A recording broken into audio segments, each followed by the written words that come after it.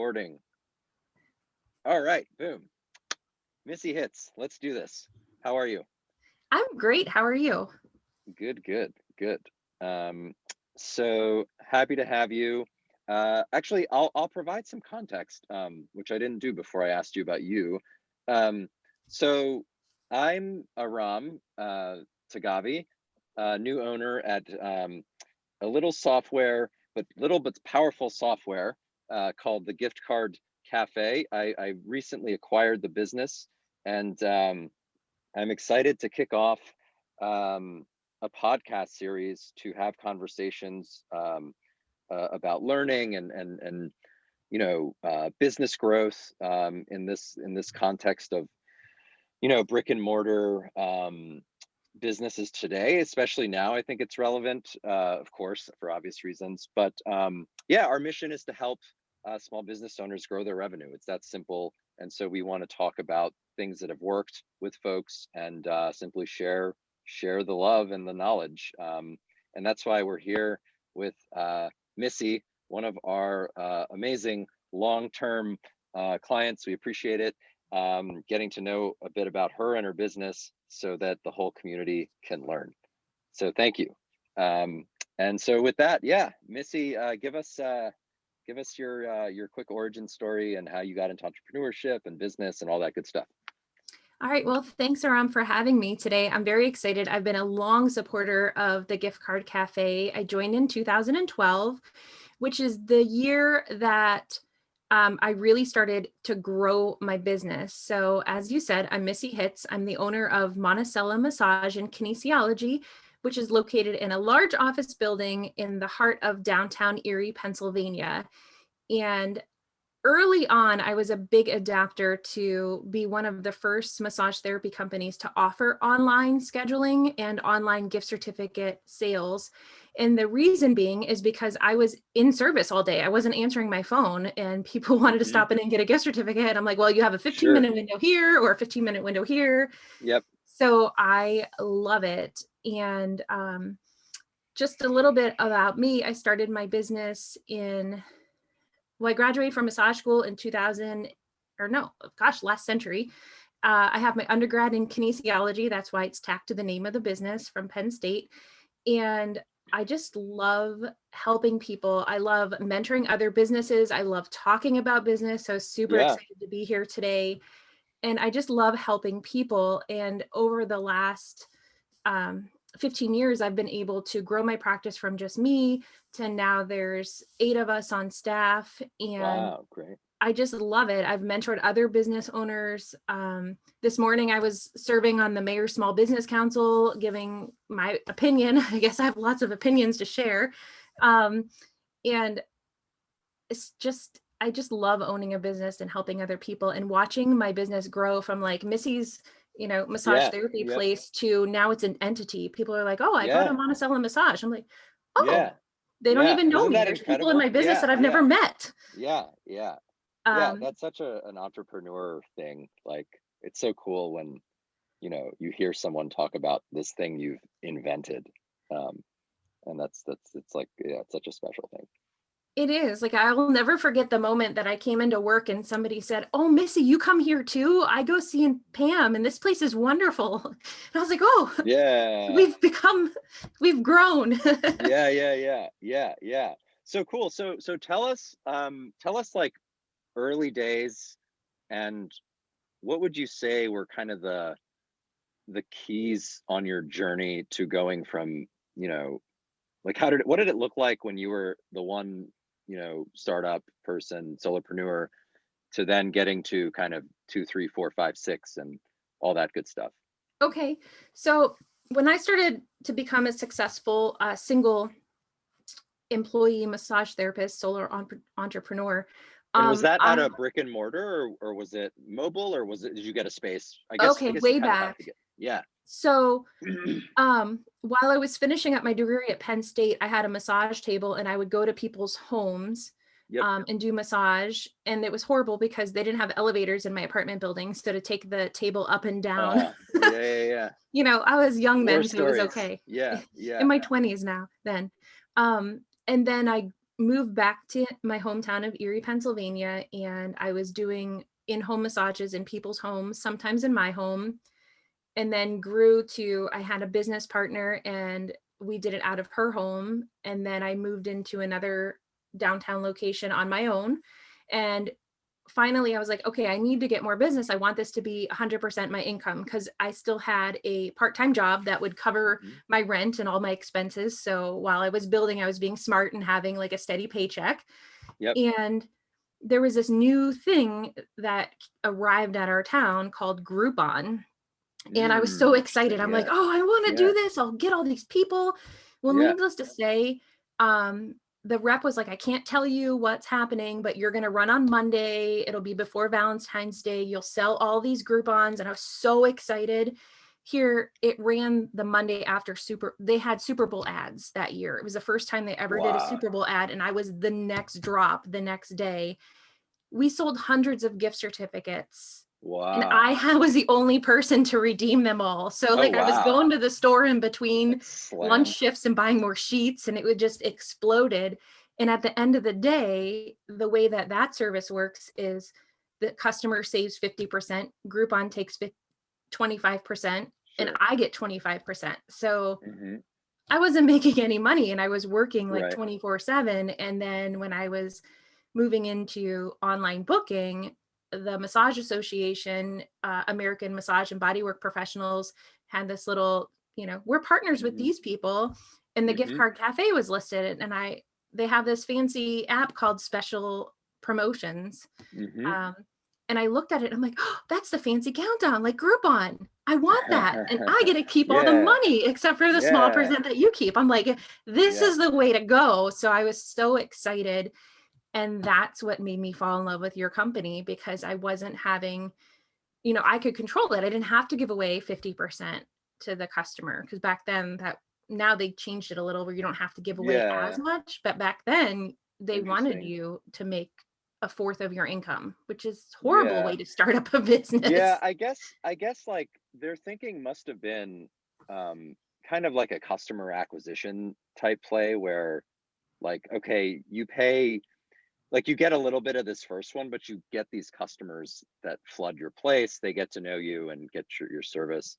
Did they end up coming back or I still how did that how'd that Sorry, I work get out? so excited. Yeah. Start No, it's good. talking. Yeah.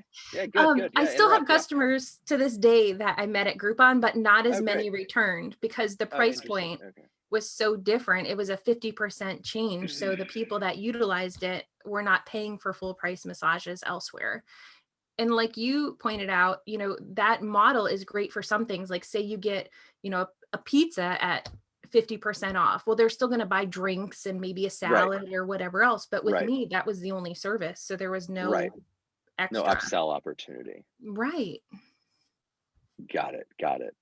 And then how about how about I'm kind of jumping around here, but it reminds Okay. me of like your own email marketing. Like Groupon's obviously it's this email driven um, service, and I haven't quite kept up with it in recent years. Though I know they're still doing they kind of won that daily deal email service thing Yeah. race, but how has that impacted your own email marketing?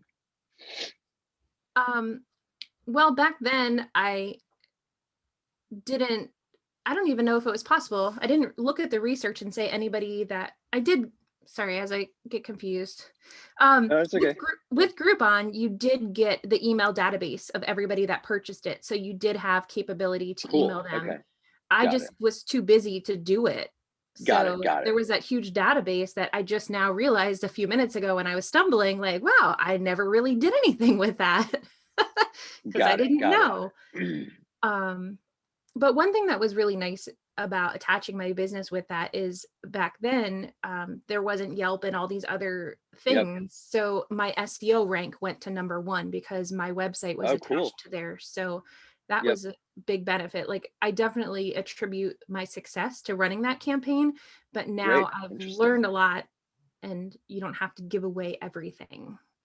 Yep. Yep. Yeah. And I think it establishes that like how important it is to build your own email list and do your own email marketing. Um, but cool. Okay, so you did the Groupon. At what kind of, from where you are now, where were you in that kind of phase of your growth journey? Um, then well, as I Those were said, I like learned early not, days, right? yeah, I'm trying to think, this was so long ago. Yeah. But it really hasn't been in the grand scheme of things, because I opened my business officially in 2008. So it's Okay. not even 20 years old yet. But eventually it just got to be where I was working a lot and I wanted a nicer location. So I moved to a Yep. nicer location, which then rent goes up. And then you Yep. realize, well, I'm paying rent 24/7 for this space. So, Yep. if I only want to work 8 hours, I can hire somebody else to work the second half of the day. So that's when I added an independent contractor and it went from there. Got it. And then you started with one person Yep. and then two people. Then how did it go from one? What was the story like from one, two to eight now? Okay, so I was so excited because I ended up reconnecting with one of my former massage students who looked to get back in the field, and we worked really well together. So I said, here, jump on, you'll be the independent contractor. I was so excited because when I first started, I was open from 8 a.m. to 8 p.m. You take the clients when they come, you don't dictate when they come, they tell you. Sure. And so then I split up the day. I would work the first half, she would work the second half, and my clients were mad. I didn't Oh, expect that interesting. retaliation. They're like, well, now there's less time that we get you because there's this other Yeah, girl. We yeah, don't know yeah. her. So Interesting. I Yep. I had to really market and promote the business and find her new customers. So some of my customers stayed, some of them got mad and went somewhere else, and just build up. And then not even 6 months later, her husband got a job and they moved south. Got it. And I was Classic. like, what? Classic. Here's another Classic problem. people. Yeah, yeah, yeah, yeah. So, Cool. And so then you found someone else, and then someone else. yep, I found someone else, and then somebody wanted couples massages, and I was like, two people in the same room. Well, I just worked a full shift. We'll hire somebody else. And then lo and behold, there was a wonderful opportunity to move into a larger office space in our building, and we took it. And so we went from a one small office suite to, which is a little bit bigger than the room that Aram is in right now in New York My City. little phone booth. Yeah. Yeah. But so we moved to this room that had 3 treatment areas, and we had a year to grow into full rent. So I had a year to really vet my staff and figure out who I wanted to hire and handpick, because I've learned from being in management, it's nice to hire the right person right away than somebody Oh you yeah. have to micromanage, or that clients are going to complain that the massage wasn't good. So Yep. here we are, 8 of us, and yeah, it's a long journey, but it happened so fast at the same time. Oh yeah. Always does. Um. So cool. Okay. So now it's 2021. Wow. What a time. Um. And you're in business. Uh. You're surviving this. Um. What would you say? Well, actually, talk about like you know over all these years now you have a marketing playbook because you know to the mission of growth. What would you say is kind of your key marketing playbook today? um, and talk about any type of anecdotal maybe results that aren't whatever confidential or anything, but Sure. yeah, how would you describe that? So prior to the last few months, I never really had a proactive marketing strategy. Hmm. I love how easy it is to just throw a marketing campaign out via email using the gift card cafe tools. It makes it so easy. I'd be like, oh, next week is Valentine's Day week. I need to Yep. start doing a promotion. Yeah. Where now we have grown and realized the importance of email marketing, because Hmm. you own the email. Like your Facebook account could like, hopefully not, knock on wood, be closed for a moment, or you lose Yep. all of your followers, or the rhythm The changes, algorithm and changes. Yep. that's Yep. it. Thank you. Yep. um so it's really nice to do that, and I finally have somebody helping me with my marketing, where we have the 12-month marketing plan to really delve into the analytics. Like if Yeah. somebody The asks me data. Yeah. what my ideal client was. I could tell you what it was for me personally, but now with, 8 of us, I'm like, well, so-and-so has, Carl specializes in hip and back pain, and Julie is motor vehicle accident and whiplash. Like, I can tell you that, but as an entity, I was like, well, I don't know how to Yeah, market. yeah. So I'm actually in the process of learning all of this now. And I'm really excited to learn about the business aspect of running a business instead of doing massage all day. Cool. And so before this, you when it comes to advertising on Google, Facebook, Instagram, or email marketing, you weren't doing that. It was all organic, basically word of mouth type growth. Yeah, like every once in a while, I would, Facebook would ask me to boost something or say, this post is doing really well, you should do an ad with it. And I'm like, okay. And I didn't set up any parameters or, Hmm. any likes. I might have fooled around with it a little, but I didn't really know what I was doing. It was like blind advertising. So now just delving into the analytics, or I would see something that the ABMP Massage Association would put out with their logo on it, and it said, please share. So I would, which I was Hmm. really excited to see the email from you guys that said, hey, Hmm. here's a Valentine's Day promo already put together. Here's a picture. If you want to use it, have at it. I'm like, Yep. wonderful. Those were tools that I could easily grab when I was being in that reactive stage of, I didn't Yep. plan, I don't have anything made. What can I do to not miss this opportunity? Beautiful. And then so now that you're kind of investing the time and et cetera into your marketing, if what would you advise newer folks getting into the business or who just started? Um, what would you advise them? To really watch your customers, get all of the data in one place, like the name, obviously the name and the email, but get those birthdays and their habits. Like, do they purchase gift Yeah. certificates for other people? Are they athletes? And when it's marathon season, you reach out to them, and set up those tags so that you can do a gift promotion and say, hey, it's, 5K season's coming up. Do you need a train? Do you need a massage? Buy yourself a package. We have a gift certificate special here. Is a loved one having a baby? Just So things like content that. and like pinging them, right? It's Yeah. like content. Yeah. Yeah. I always I it's amazing. It's easy to overlook, but email marketing is just so like essential and powerful. It's because the real estate, it's the precious real estate that really, people check every day all the time. It's free, it's yours, you're not counting on anything.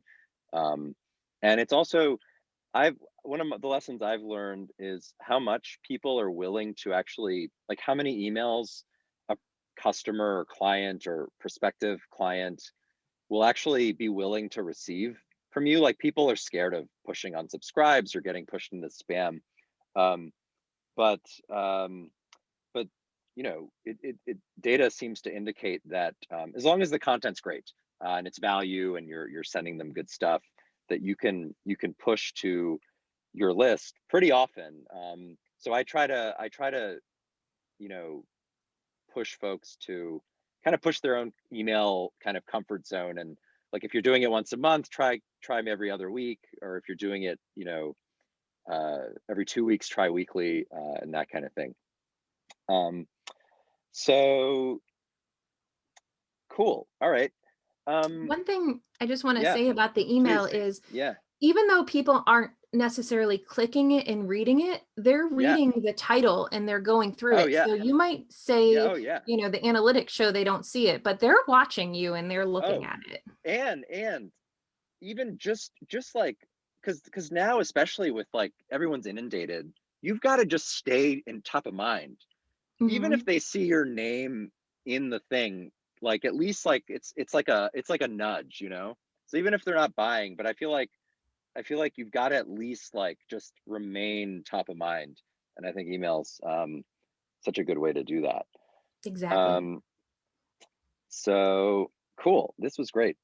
Um, what else? So if you could, I guess, distill into, in kind of cl- closing type, questions, like, if you could distill kind of the top few things that, that you could boil this whole journey down between entrepreneurship and maybe specifically what you do. Uh, what type of advice would you give to folks in your shoes today? Well, I started off as one of those people that are like, I can do it all myself. I don't need help. And if somebody would tell me advice, I'd purposely do the opposite just because Yep. I wanted to do that. And that was really dumb. Yeah. So, Amen. My gosh. Yeah. Yeah. building up a network and just sharing, like I share with other competitors.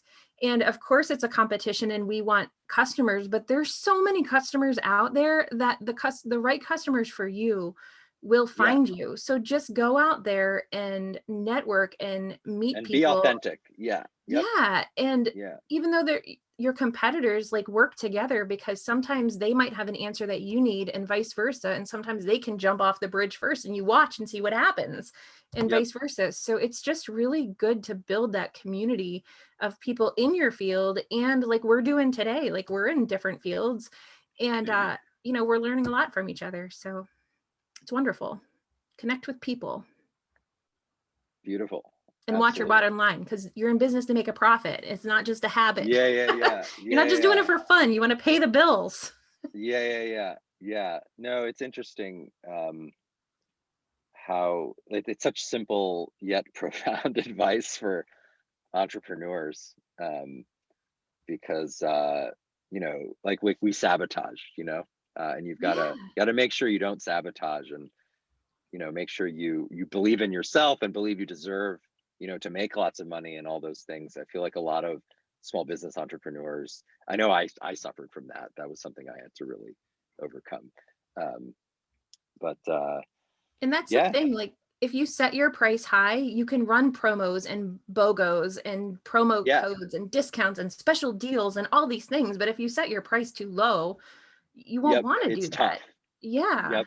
Yeah, yeah, yeah. And upholding your price is critical. Like your price is your brand. Um, so I think that's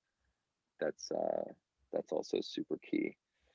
Um, so cool. All right, Missy, this was great. Great, Well, great first thank you for podcast. having Yeah, me. yeah, yeah, yeah. No, I'm excited, and I look forward to staying in touch, and doing round two so we can see where you're at